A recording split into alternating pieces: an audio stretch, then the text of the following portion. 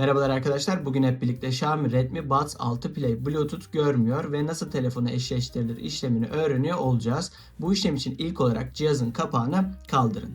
Ve sağ tarafta bulunan tuşa, burada gördüğünüz gibi bir tuş var. Bu tuşa basılı tutun ve bir süre bekleyin.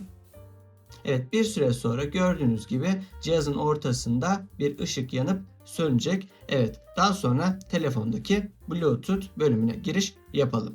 Evet arkadaşlar, gördüğünüz gibi telefonun Bluetooth bölümünü açtık ve diğer aygıtlar bölümünde Redmi Buds 6 Play olarak önümüze geldi. Buna tıklayarak eşleştirmeyi tamamlayabiliriz.